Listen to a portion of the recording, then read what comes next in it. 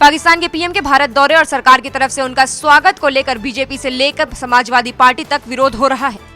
हमें लगता है कि जो देश के विदेश मंत्री कर रहे हैं वो देश में जो आज जन भावना है उसके विपरीत है।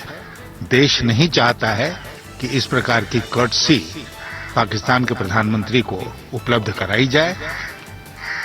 कर्टसी देना चाहिए, लेकिन वो राजस्थान की सरकार भी कर सकती थी और हमको लगता है कि विदेश मंत्री का जाना कतई वाजिब नहीं है। चाहे मुशर्रफ साहब रहे हो, चाहे शिमला समझौते की बात रही हो, पाकिस्तान ने हिंदुस्तान के इस आतिथ्यवाद को हरदम नकारा है, धोखा किया है, छल किया है हिंदुस्तान के साथ। और अजमेर शरीफ के दरगाह के चीफ जो है उन्होंने जो बहिष्कार जो किया है, उनका बहिष्कार कहीं न कहीं सही भी लग रहा है।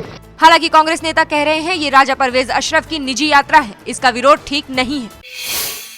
धर्म गुरुओं ने भी किया है पाकिस्तान के पीएम राजा परवेज अशरफ की भारत यात्रा का विरोध। मुस्लिम धर्मगुरु खालिद रशीद फिरंगी महली का कहना है कि किसी को जियारत करने से तो नहीं रोका जा सकता, लेकिन भारत सरकार को इस मौके पर पाकिस्तान को सख्त संदेश देना चाहिए। गवर्नमेंट ऑफ इंडिया जो है उसको ये चाहिए कि पाकिस्तान के प्राइम मिनिस्टर की इस विजिट में उनसे दो टूक और बहुत साफ अल्फाज में बात करें कि अब इंडिया इस किस्म की बेहुदा हरकतों को टॉलरेट नहीं करेगा।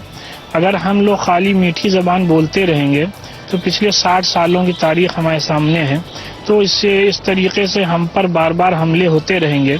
जब तक पाकिस्तान के राजनेता अपने नापाक इरादों से बाज नहीं आते, किसी को भी हिंदुस्तान में पैर रखने की इजाजत नहीं होनी चाहिए।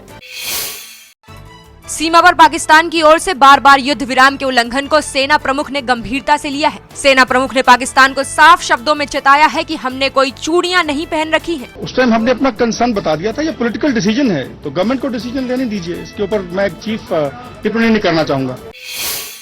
मैं आपसे जानना चाहता हूं एफएच चिश्ती साहब कि जब पाकिस्तान का पहली बार कोई प्रधानमंत्री आ रहा है, क्योंकि इसके पहले जो भी आए या तो राष्ट्रपति आए या पूर्व प्रधानमंत्री आए, जब राजा परवेज आ रहे हैं, खादिमों की जो संस्था है और आप लोग जो हैं किस तरीके से उनके साथ व्यवहार करने वाले? देखिए, हमारे यहाँ तो जो भी आता है वो मेहमान होता है।